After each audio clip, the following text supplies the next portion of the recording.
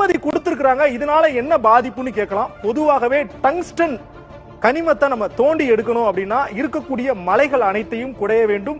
சுரங்கமும் ஒரு 15 இருந்து 20 மீட்டர் ஆழத்திற்கு சுரங்கம் தோண்டினாதான் நம்மளால அந்த டங்ஸ்டன் அப்படிங்கிற கனிமத்தை அந்த 2015 ஏக்கருக்கு எடுக்க முடியும்.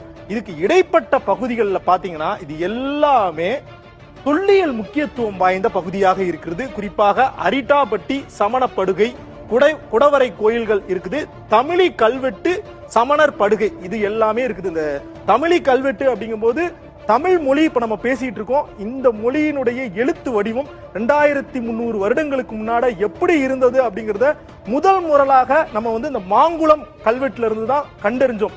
அப்போ இந்த மாங்குளம் அப்படிங்கிற பகுதியும் இந்த சுரங்கம் அமைக்க போற இடத்திற்குள்ள வருது. இங்க நம்ம பார்க்கிற அனைத்து பகுதிகளுமே ஏதோ ஒரு வகையில தொல்லியல் முக்கியத்துவம் வாய்ந்த ஒரு பகுதியாக இருக்குது. குடைவரை கோயிலாக இருக்குது, சிவன் கோவில்கள் இருக்குது. இது எல்லாமே சுரங்கம் அமைக்கப்பட்டால் அழியும் ஒரு அபாயம் இருக்குது. கலாச்சார முக்கியத்துவம் வாய்ந்த ஒரு பகுதியாகவும் தொல்லியல் முக்கியத்துவம் வாய்ந்த ஒரு பகுதியாகவும் ஒரு பக்கம் இருந்தாலும் சுற்றுச்சூழல் முக்கியத்துவம் வாய்ந்த ஒரு பகுதியா இருக்குது. மேல நம்ம பார்க்கிற இந்த அழகர் மலை போனவங்க எல்லாத்துக்குமே தெரியும்.